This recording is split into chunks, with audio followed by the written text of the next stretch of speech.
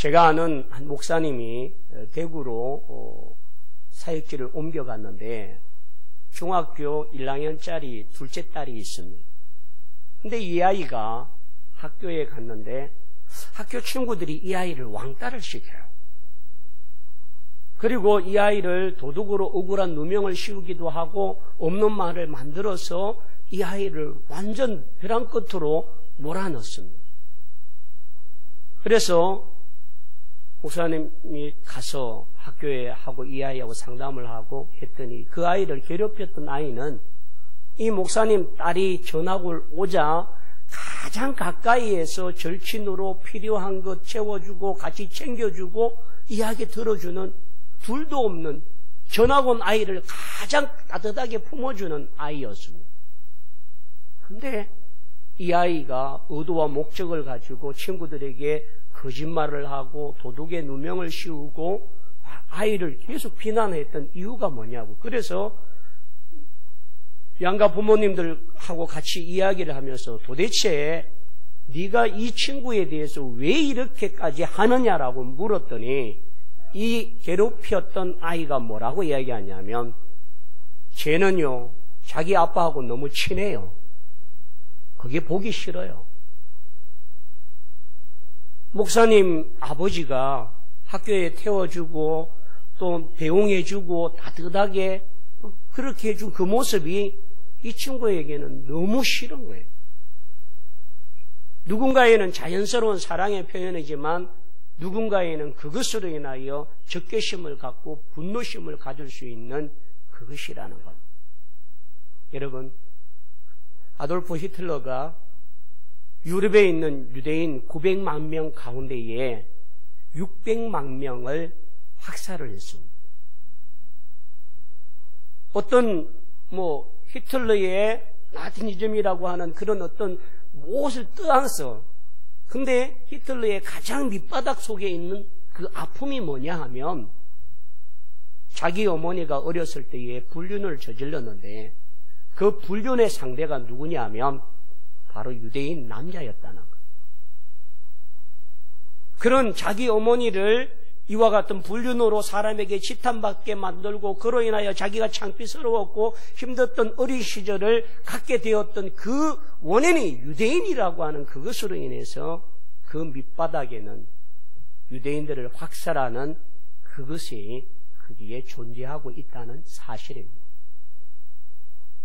그러므로 오늘 그것이라고 하는 것은 우리 모두가 느끼고 우리도 가지고 있다는 것을 인정하고 인지할 때에 오늘 이 말씀 속에서 그것으로 사로잡히고 그것으로 힘겨워하고 그것으로 고통 중에 있는 우리 모두가 그것을 선으로 바꿀 수 있는 기회가 되기를 축원합니다.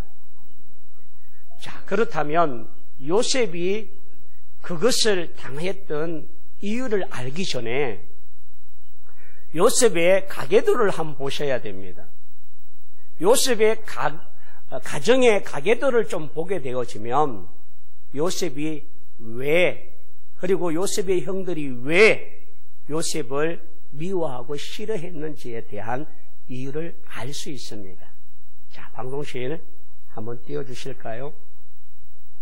예, 야곱의 12아들이 있는데 그것이 이스라엘의 12지파가 되어졌습니다. 여러분, 야곱이 누구냐 하면 형 에서와 함께 쌍둥이로 태어났던 아들입니다. 근데 형의 발꿈치를 잡고 나온 자가 야곱이었는데 이 장자의 명분권을 없어요.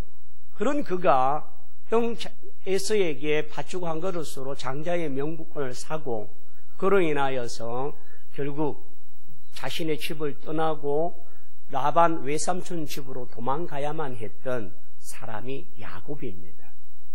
자, 그러면 이 야곱이 라반 외삼촌 집에 가서 결혼을 하게 되었는데 결혼을 하게 되어지면서 일어나는 일들이 참 복잡합니다. 여러분, 야곱이 사랑한 것은 라반 외삼촌의 집에 있는 둘째 딸이었던 라헬입니다. 그런데 결혼을 하고 첫날 밤을 보내고 일어나 보았더니 라헬이 아니고 이 첫째 딸이었던 레아였다는 거죠. 그래서 다시금 라헬을 그도 7년 동안 하루같이 모섬으로 섬기면서 라헬을 얻었습니다. 자, 이렇게 해서 야곱의 가족 관계가 형성되는데요. 그래서 야곱이 라반 삼촌의 첫째 딸이었던 이 레아를 맞이해서 낳은 아이가 누구냐면 장자였던 루벤. 여러분 잘 보이시나요? 네, 제가 가물가물해서. 두 번째가 시므온, 셋째가 레위, 네 번째가 유다입니다. 이렇게 되니까 첫째 언니가 이 자기 남편으로 사랑하는 남편에게 네 아이들을 낳게 되니까 라헬이 질투심이 일어나기 시작합니다. 자기는 아이를 낳지 못하는데 자기의 여종을 남편 야곱에게 주어서 그 야곱에게 자기 여종이었던 빌라를 라헬이 줍니다. 그리고 거기에 낳은 아이가 내 아이라고 이야기할 정도로 그렇게 해서 라헬이 자기의 몸종이었던 빌라를 주고 그 빌라를 통하여서 단과 납달리가 태어납니다. 라헬이 자기의 몸종을 자기 남편에게 주어서 아들 둘을 얻고 나니까 여러분 여자의 질투심은 끊임이 없다 그지요? 내 아도 너만 여종이 있냐? 나도 있다. 그래서 실바를 남편에게 줍니다. 그래서 남편 야곱이 그 실바와 함께 낳은 아이가 7번째 갓과 8번째 아셀을 낳았습니다. 그러던 중에 루벤이라고 하는 장자가 들에 나가서 합한채라고 하는 이 풀을 뽑아왔습니다. 근데 이 합한채가 무엇하는 것이냐 하면 여자가 먹으면 잉태를 가능케 하는 그런 것이 합한채라고 하는 식물입니다. 근데 아이를 낳지 못하는 이 라헬이 보니까 이 합한채를 자기가 먹으면 아이를 가질 수 있겠다고 해서 자기에게 언니에게 루벤이라고 하는 그 아들에게 이야기하니까 자기 이 레아가 거기에 중간에 개입해서 그러면 대가가 있어야 되지 않느냐라고 이야기합니다. 그래서 이 라헬이 언니 레아를 오늘 밤 그러면 야곱과의 잠자리를 언니가 하고 그 합한채를 나를 달라 그렇게 했는데 합한채를 먹었던 라헬은 아이를 못 낳고 그 대가로 남편과 하룻밤을 보내었던 이 레아가 아이를 갖게 됩니다. 그 아가 누구냐면 이사갈입니다. 그리고는 스불론을 낳고 딸 디나를 낳게 되는 것이 레아입니다. 이방의 추장의 아들에게 욕을 보인 것이 바로 디나였다는 거죠. 자, 이렇게 해서 라헬이 야곱이 10명의 아들을 낳을 때까지 라헬이 아들 하나를 낳지 못하고 자녀 하나를 출산을 못했습니다. 근데 하나님께서 라헬의 태의 문을 여셔서 처음으로 얻었던 아들이 누구냐고요? 바로 요셉이었습니다. 여러분, 야곱에게 있어서 라헬은 처음부터 가장 사랑했고 가장 원했던 아내였던 라헬에게 처음으로 태어난 아이가 누구라고요? 요셉이. 그리고 요셉이 태어나고 난 뒤에 말째가 태어났는데 이 베냐민이 태어납니다. 그런데 이 베냐민을 출산하다가 그만 라헬이 죽고 맙니다. 그리고는 어린 베냐민이 있고 그 라헬이 죽고 난 뒤부터 이제 지워도 됩니다. 라헬이 죽고 난 뒤부터 이 야곱의 사랑이 누구에게로 갔느냐 하면 요셉, 라헬의 첫째 아들이었던 요셉에게 그 모든 것을 다 해주고 해주려고 합니다. 그래서 야곱이 요셉에게는 특별한 사랑을 갖게 됩니다. 그래서 옷 하나를 입어도 나머지 10명의 아들들은 누더기 옷을 입고 남루한 옷을 입는데 요셉만은 그 시대의 최고급의 옷이었던 채색옷. 이때 당시의 채색옷은 누구만 입었냐 하면 나라의 왕족들이나 왕의 자녀들이 입는 옷이고 나라의 최고의 갑부들이 자녀들이 입는 옷이 채색 옷입니다. 만약 여러분이 10명의 형제들이고 요셉이 11째의 아들인데 그 옷 입고 다니면 눈에 사랑스러운 꿀이 뚝뚝 흐러지겠습니까? 미움과 분노, 눈초리가 보통이 아니지 않습니까? 그럼에도 불구하고 요셉이 꿈을 꿨는데 형! 내가 꿈을 꿨는데 형들이 나에게 절을 하는 꿈을 꿨어. 이렇게 하니까 형들 속을 더 뒤집어 놨습니다. 그리고요, 이 10명의 형제들이 가만 보니까 아버지가 요셉만 끼고 있으니까 요셉이 자기들의 잘못과 가오와 허물들을 아버지에게 다 고자질한다라고 하는 오해를 사게 되어졌습니다. 그러니까 형들 마음속에는 요셉을 정말 죽이고 싶고 요셉이 없었으면 좋겠고 미워 죽을 정도의 분노의 마음이 가득 찼습니다.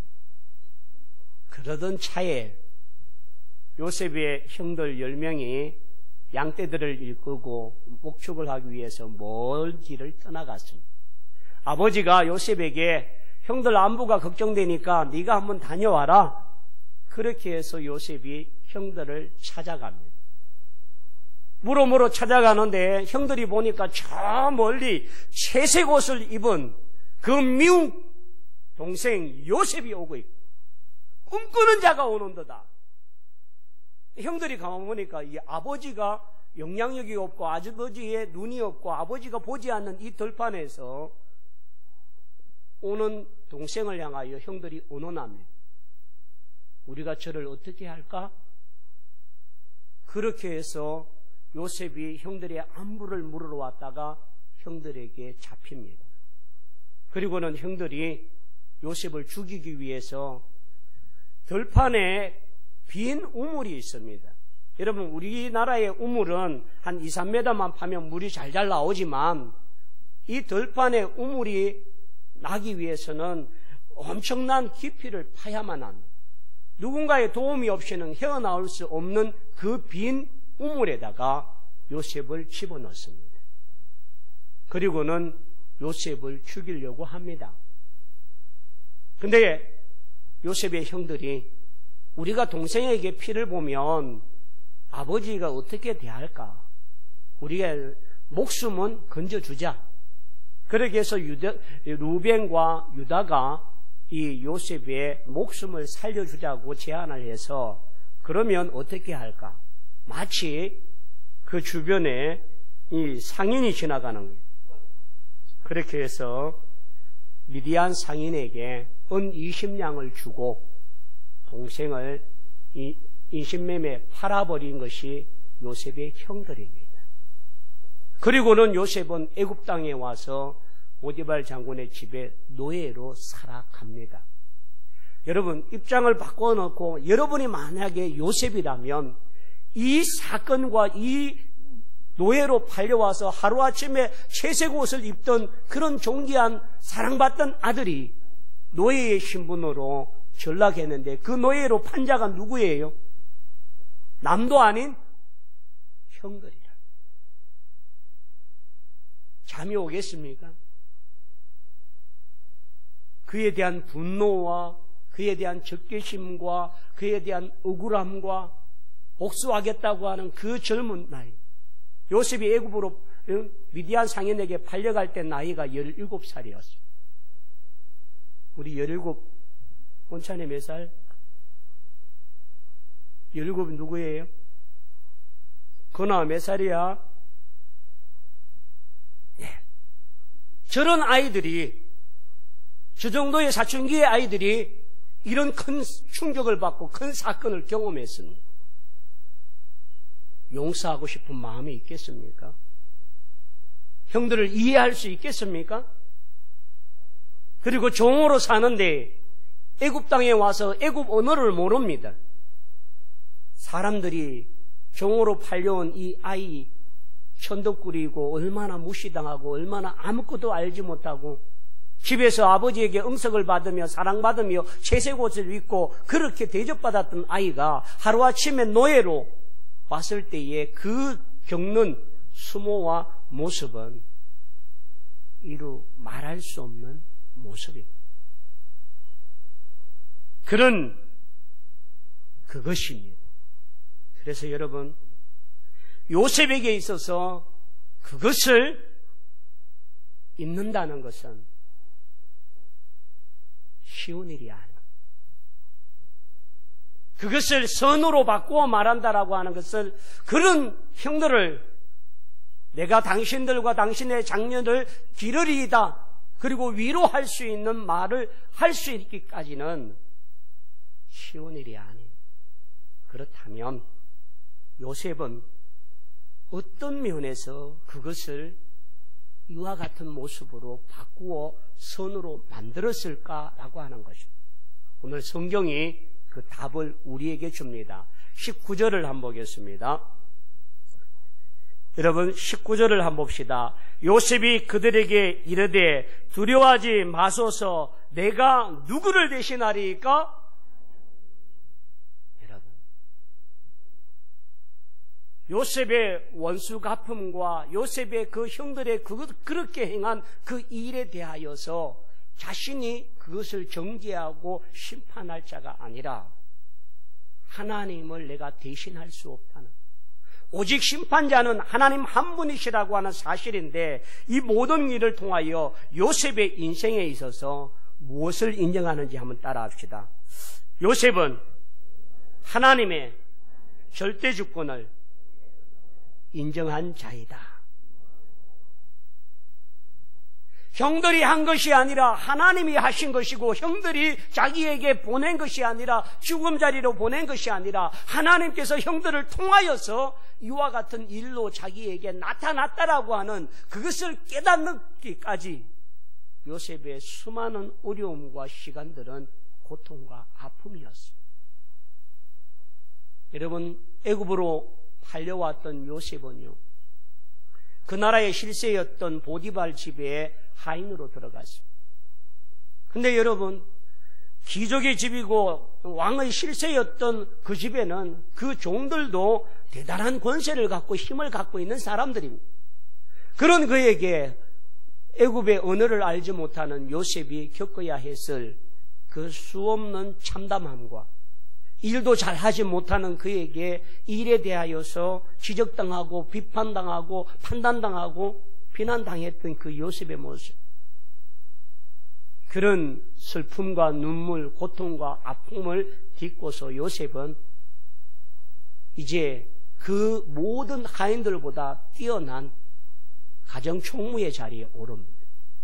좀 편해졌나 싶은 그때에 보디발 장군의 아내가 요셉을 유혹해서 그 자리를 내가 어떻게 하나님께 죄를 범하리요 하고 옷을 벗고 도망한 그 옷이 증거물이 되어져서 요셉은 억울하게 주인의 아내를 강간하려고 했던 그런 범으로 감옥에 들어가. 여러분, 인생이 정말 이렇게 계속해서 내리막길과 고통과 아픔, 자기 의도와는 상관없이 이렇게 되어졌을 때 사람들이 느끼는 것은 좌절감이고 자멸감. 그런 그가 감옥에서 나름 열심히 했습니다. 어느 날 술 맡은 간원장과 떡 맡은 간원장이 한날에 꿈을 꿨는데 그 꿈 이야기를 요셉에게 합니다. 술 맡은 간원장이 먼저 이야기를 하기에 요셉이 그 꿈을 해몽합니다. 당신의 이 꿈은 당신이 앞으로 복직될 것이니까 준비하라는. 술 맡은 간원장의 꿈을 해몽해 주니까 떡 맡은 간원장도 내 꿈도 해석해달라. 당신의 꿈은 당신이 죽고 살지 못합니다 라고 이야기해요. 그러면서 복직되어가는 술 맡은 가는 자에게 요셉이 이렇게 이야기합니다. 당신이 복직되어지면 나를 기억하고 나의 억울함을 좀 풀어주셔서 하고 그렇게 철떡까지 약속을 했던 이 술 맡은 가는 자는 밖에 나가니까 그냥 요셉을 잊어버렸어요. 여러분, 감옥에 있는 사람들이 희망이 없으면 이겨낼 수가 없어요. 요셉은 모든 인간적인 맥락과 인맥과 수단과 방법이 다 차단되어졌어요. 그런데 하나님은 그런 요셉에게 2년이 지난 뒷날 어느 날 바로 왕이 꿈을 꿨는데 애굽의 술사들과 술객들과 박수들이 해석을 할 수 없는 꿈을 연거푸 꾸는 거예요. 그러다가 왕이 괴로워하고 술을 마시고 힘겨워하는 모습을 술 맡은 관원장이 보게 됩니다. 그러던 어느 날 왕이요, 제가 한때 왕에게 미움을 받거나 실수를 해서 감옥에 간 적이 있습니다. 그 감옥에 요셉이라고 하는 자가 있는데 그가 꿈을 해몽했는데 꿈대로 되더이다. 그렇게 그 2년이 지나고 난 이 뒤에야 이야기를 하고 그를 불러오라고. 그리고 요셉이 왕의 꿈을 해몽하는데 왕의 꿈은 두 번을 연거푸한 것은 하나님이 이 일을 작정하셨고 속히 이루을 것이라는. 왕의 꿈은 이러한데 앞으로 7년 동안 흉년이 올 것이고 7년 뒤에는 정말 7년의 풍년에 일어났던 그 모든 것들을 다 빼앗을 수 있는 흉년이 7년이 올 것이라. 그런 왕은 이것을 잘 준비하고 대비하여서 그렇게 흉년을 막아내소서라고 간청을 합니다.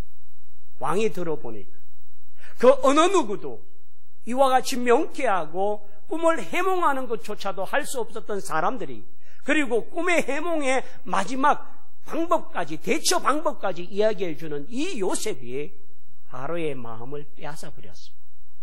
그리고는 그 요셉에게 애굽의 총리의 직분을, 여러분, 이 모든 일을 하신 이가 누구라고요? 하나님이라고. 자기가 꿈을 꾸게 되어지고 형들에게 미움을 받게 되어지고 미디안 상인에게 팔려지게 하시고 종으로 되게 하시고 감옥에 들어가게 하는 이 모든 여정과 가정의 섭리를 누가 주관하신다고요? 하나님이라는 사실을 요셉이 깨닫게 됩니다.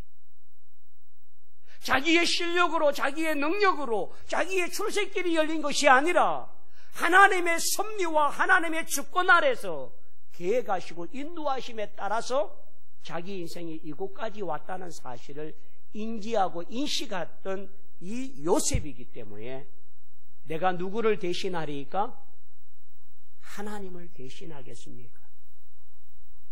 이 말 속에는 내 인생의 모든 주관자는 사람이 아니라, 당신들이 아니라 하나님의 섭리와 하나님의 주권 아래, 하나님의 계획 아래 있었기 때문에 하나님이 하신 일이지, 당신들은 단지 그 하나님의 하신 일에 도구로 쓰였을 뿐이고 그렇게 열었을 뿐이지 당신들의 잘못이 없다는 사실입니다.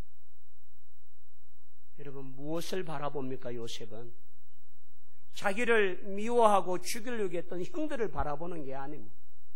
자기를 은 20냥으로 팔았던 그 동생을 인신매매했던 형들을 바라보는 게 아닙니다.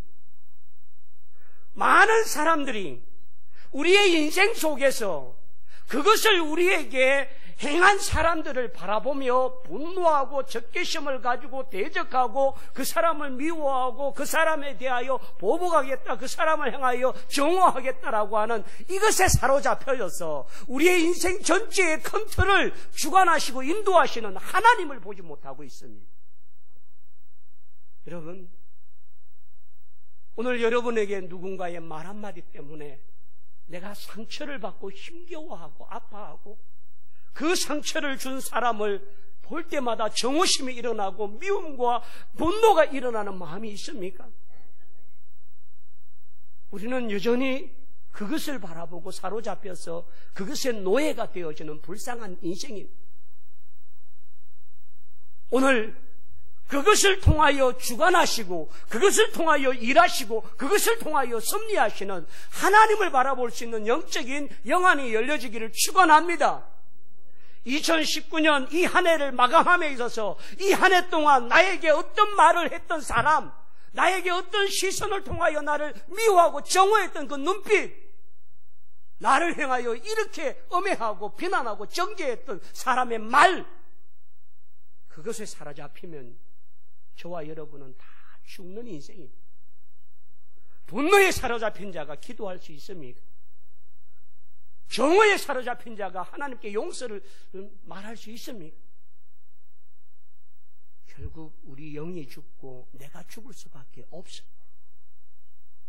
믿음을 갖고 있으면서도 하나님께 나오면서도 예배를 드리면서도 기도를 하면서도 이렇게 그것에 사로잡혀서 그것에 엉어리가 되어지고 그것에 상처받고 그것에 분노하고 있는 우리들의 모습은 여전히 세상 사람이나 별반 다를 것이 없습니다. 그러나 하나님의 섭리와 하나님의 절대적인 주권을 인정했던 요셉은 내가 형들을 정죄하는 일이 내 일이 아니라 내가 하나님을 대신합니까? 두려워하지 마소서. 여러분 모두에게, 저와 여러분에게 정말 그것으로 인하여 잊을 수 없고 그것으로 인하여 분노하고 그것으로 인하여 상처받고 그것으로 인하여 적개심을 가지고 있는 그것이 선으로 바뀌어지는 역사가 있기를 축원합니다. 그것 속에 하나님을 개입하시고 그것 속에 하나님이 연단하시고 그것을 통하여서 우리에게 훈련케 하시는 하나님을 만날 수 있기를 축원합니다. 요셉은 고난 속에서 아무도 도와줄 수 없는 고독한 자리고 외로운 자리였어요. 하나님 한 분만이 요셉의 고난에 위로자가 되어주시고 동반자가 되어주시고 함께 그를 지지해주고 믿어주었던 분은 하나님 한 분밖에 없는 줄 믿습니다. 오늘 여러분, 사단은 우리로 하여금 그것을 말한 자, 그렇게 표현하고 그렇게 비난하고 그렇게 정죄하고 그렇게 행동한 그 사람을 정오하고 분노하게 만들고 우리를 죽이려고 합니다. 그러나 예수님은요, 자신을 십자가에 못 박고 조롱하고 침뱉고 자기의 살점을 떨어져 내게 만들고 옆구리에 창을 찌르고 네가 유대인의 왕이라면 너 내려와 보라고 조롱했던 그 군병들을 향하여 아버지여, 저들이 하는 일을 알지 못하오니 저들의 죄를 용서해달라고 그들을 용서하는 기도를 하요. 누가 그것을 할 수 있습니까?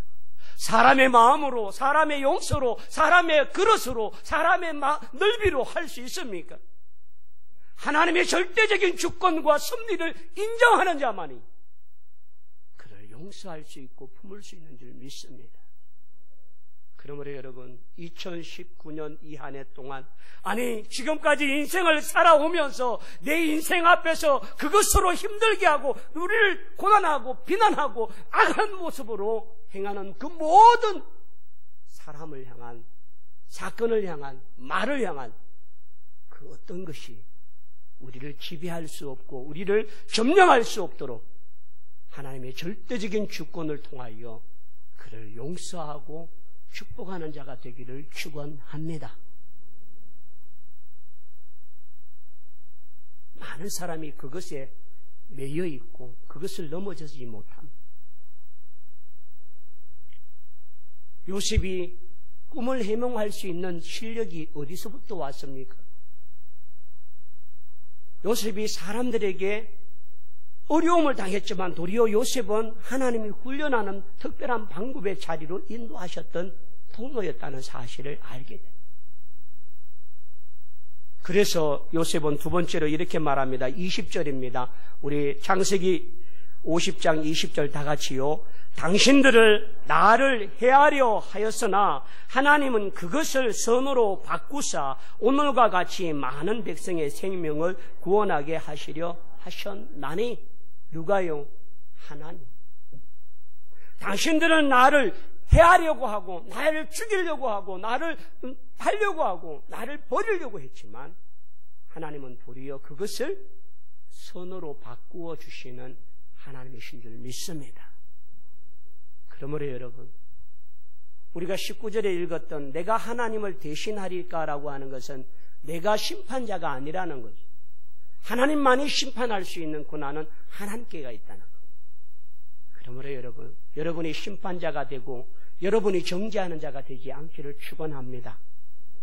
그리고 나를 해하려고 하는 그것을 도리어 선으로 바꾸시는 그 하나님을 동행하시고 만날 수 있는 은혜가 있기를 축원합니다.